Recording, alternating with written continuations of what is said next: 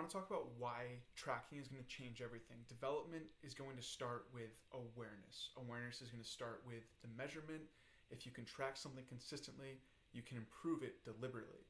The goal is to remove ambiguity and create context around the performance. So most players are going to be working hard, but we want the ones who are going to document their work because those players are going to be able to accelerate beyond this player. That's what we're going to be going over. Tracking this creates accountability, ownership, responsibility, autonomy. So simple daily hitter tracking with no technology required is going to be rating their contact, what was the pitch type, where was it in the zone, what was the count, rating that contact 1 to 5. 1 would be like a weak early ground ball, rolled over, tapper. 3 would be like solid but not ideal, and then 5 would be flushing a line drive, rising into the gap, and we're going for an extra base hit. The exit direction, did we pull it? Was it middle, oppo? And then ground ball, line drive, fly ball, pop up. So typically we're looking at ground balls landing before the outfield grass. Line drive is beyond the infielders but in front of the outfielders. Fly ball is going to be in the air over the outfielders. Pop-ups are staying in the infield. And then there's a little bit subjectiveness with those bloopers in front of the outfielders. Was it a soft line drive or a soft fly ball? That's kind of for you to decide. And again, this is just because we're tracking without the technology piece. This is just creating context, the pitch type, the location, the count, the intent, our approach. What were we trying to do? Did we execute it around the at-bat? So in this instance with baseball and offensively, are we executing? If so, why? If not, why not? And now we can trace back their development and understand where in the process we might be missing a little bit. We can build awareness of their tendencies, their contact points, patterns over time, and just reduce these emotional reactions and quick switches by replacing them with objective data that's going to help track back to where we're actually going wrong, and we can directly target that solution. We're going to talk a little bit about the cognitive edge here. If you can track it, you can train it. So this is something that's understudied, undervalued for sure, but the cognitive piece is something that's acting within our brain 24/7. We're constantly thinking about what can be better, how can I be better, right? So at the higher levels, the physical differences are going to narrow, that funnel comes to a peak, and the separator is going to become the decision seed, the preparation, the emotional regulation, the adaptability. How well are we utilizing our skill sets to performance on the field? So training the mind can include anything from journaling, reflection, video review, intentional focus during the reps, and creating that reactive piece in our training environments as much as we possibly can to simulate that reactive setting in the batter's box when we're actually trying to compete in a game. Something that we want to touch on a little bit more is the power of breath. So how well that can help us not only work those intra-abdominal muscles, but also slow the mind, calm the body down, and really focus on being in the present moment and taking control of the situation from a mental, cognitive standpoint. So what we're looking for in our evaluations on this front is going to be some Google Forms, reflections, thoughts, goals, and processes that have worked in the past versus things that they haven't tried, maybe want to try. It's going to create autonomy, it's going to create buy-in, it's going to create curiosity within your players and help them understand that this process is very much so up to them, as much as it is up to us as coaches to help them through that process. At the end of the day, we want to create a tangible, objective goal for them to reach, and then we can trace back on how to actually get there through our immediate feedback loop.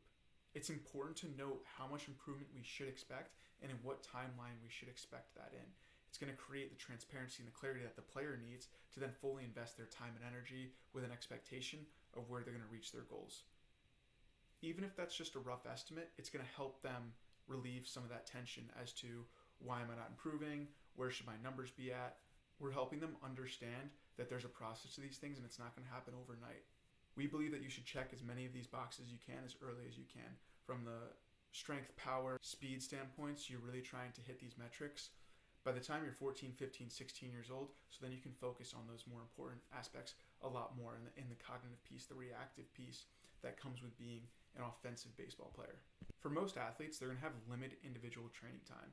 Private athletes are going to have about 1 to 5 hours per week if they're in high school or even have those kind of resources available at the college level. But college athletes are going to have 20-hour team time limits. So even when you're focused on training with the team, you're still limited there. So efficiency becomes critical in our training environments. We want to consolidate movements as much as possible, integrate strength with stability, integrate cognition with our movements through perception action coupling. And then we want to prioritize skills that we're actually guaranteed to use in games over 50% of the time. So more reps doesn't always automatically mean more development, but targeted reps do. Something you want to be conscious of is the training capacity. So if we're not using it, we're losing it, is a term that's used pretty commonly. But basically for something like strength, you're able to keep your maximal strength outputs for about 2 weeks. So within that time frame, how are we implementing training stimulus to ensure that we're maintaining, especially during in-season play, when that's something that's a concern to a lot of guys. Something like that directly affects the body, like mobility, mechanics, and applying that skill, those are going to change on a daily basis depending on how you feel. Are you sore? How did you sleep? So we need to be on top of these things, and I think of it as calibrating ourselves every day. That cognitive aspect. How can we get locked in and keep our vision locked in that day? It doesn't need to be perfect, but we need to get to a baseline, understand where our baseline is first, and then make sure that we can get there every day. Something like speed needs to be trained 2-3 times a week deliberately. So if we're at practice and our practices consist of, especially at the lower levels, something we experience in high school and colleges, you're not really training speed as a team. So if somebody's not taking their individual development very seriously, you can easily fall off the track there and lose some of your speed over the course of the season. We need to ensure that we're spending 50% of our time translating our work that we're doing in practice to the game. Meaning we're not doing 45 minutes of flips when we have an hour to hit, because that's really not an environment that's going to challenge us like the game will. Or if we're doing something like live mixed pitch BP, that's way more applicable than an angled machine. And obviously the resources and the environments are varied depending on the staff and the education and the pieces that we have to put in play. But we want to recreate those game-like environments as much as we can. We referred that in one of our earlier videos as well on where the pitch needs to be, the machines need to be in order to create those types of settings. So we want to be conscious. We understand that there's equipment, there's time, space, weather, resource issues, budgets. Something that you can implement really easily is going to be isometrics. You can do that when you're with your travel team, when you're traveling with a team, or when you're with your travel team over the summer. And applying those things in a hotel weight room. Isometrics are a really easy way where you don't need any equipment really to challenge that a little bit. Rapid and overcoming isometrics before competition, and then yielding would be after. Ultimately, we want to be as efficient as possible and consolidate as much as we can into as little of time frame as we can to optimize what our athletes are spending their time doing. And recovery is a huge piece to this, as we've touched on it before. They need to spend time sleeping, eating, and resting, but we want that to be deliberate too. That means screen time and any cognitive pieces that they're adding into that is just putting more stress onto their plate and going to make it harder for them to recover. When you think about it, work and rest times are opportunities to get better. When they're resting in the weight room between sets, that's a time for them to focus on something, maybe reflect, maybe do something that's mentally engaging while they're physically tired, but just finding ways to create more efficiency for those players. So we talked about reverse engineering a little bit, and basically it's just working backwards from the end goal. But we want to know what better looks like, where we're at currently, what's the gap, how long it's going to realistically take to close that gap, and then creating immediate external feedback loops in order for us to get there. Because that's going to help us on a daily basis understand what we need to accomplish and how we're going to do it, what's working and what's not, and we can continue to move through those rabbit holes together without the athlete even being there for using the proper resources. Ultimately, we want to manipulate the environment where we're able to use external immediate feedback loops to allow the athlete to get better if the coach even isn't there.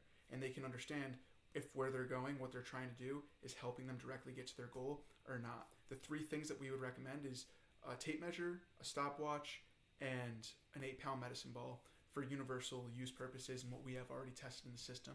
Ultimately, if we're using a med ball, a 4-pounder is probably going to be more beneficial for improving the rotational velocities if we had to pick one. But the 8-pounder is going to be a good replacement there. We're talking hitting. It's the awareness of what's going on. What pitch should I just see? Where did it start? Where's it going to be? What's my approach? How am I going to hit this? And then our movements are kind of self-organized to get there based on our timing. But at the end of the day, the main goal is to just hit the batted ball, right? It's to get batted ball feedback. It's to hit the ball and put it in play hard somewhere and be productive for our team. So when we're training, we want to make that awareness piece applicable as well with the decision making and the movements. It's called perception action coupling. But at the end of the day, the outcome in the weight room is power. Whether it's rotational power, lower body, upper body, full body, we're trying to produce as much power as we possibly can, and we can favor each side of the spectrum, as we referred to in one of the other videos about the force velocity curve, we don't necessarily think that you need to be force dominant or speed dominant. We just need to be able to produce as much power as possible, and we can do that in multiple different ways. So the goal for us as coaches is to set the environment with the goal outcome in mind, and then applying that vision aspect, the decision making and cognitive process, as well as coupling that with the action and getting immediate feedback loop on that, and then making adjustments as we go. That's what development is. That's what's going to help us be most efficient with our development. I want to talk about where the game's headed, where we're headed, how do they intersect in our evaluation process. So just like a deeper look into kind of what's going on, how we all interact together. But ultimately, when you're training for competition with the different types of isometrics through different planes of motion, power, strength, velocity, mobility, there's so much to do, but ultimately we want to just consolidate and be as efficient as possible. Try to limit isolation from our perspective, because that's just going to be a waste of time unless there's a very serious specific thing that we need to work on. Ultimately, it's all going to come down to producing that more power in the rotational plane. So we need to know when to apply what, where, setting the goal, give an immediate external feedback loop, and then kind of set that player off and allow them to self-organize. Coupling those cognitive pieces, so the go call, the visual cues, doing one leg or one eye, and allowing them to perceive things differently and interact with their environment in a way that's going to challenge them to, again, self-organize. We want to make it rhythmic, reactive, competitive. Anything that we likely have to queue up isn't something that's going to be ideal for that athlete. We want things that can be done on their own time and that they're going to get immediate feedback loop from that. And hopefully that immediate feedback is not pain. So one thing we do want to know is if they're doing drop jumps, to get them into their maximum vertical jump height. So when they're reacting from there, it's like they just did a maximum jump and then they're reacting from there. Like line drive at the third baseman, he jumped up, catches it, and now needs to make a throw to second base to double him up. At the end of the day, this is not the end of the line. We're continuing to learn. We don't know everything. And this is just going to put the players that want to work the hardest in the best position possible to succeed. This isn't a one-size-fits-all method. This isn't for everybody. What we can do is help players improve, and we know that for a fact. Track your contact quality, track your ball flight, track all the context that you can. At the very least, buy a journal and take video. Almost everybody has the opportunity to buy a $2 journal and get video with their cell phone. If we're doing that, we're going to see improvement over time. If you can add the basic tools, tape measure, stopwatch, medicine ball, you're going to see even more improvement because you're tracking your training in environments that are pretty easily applicable as well.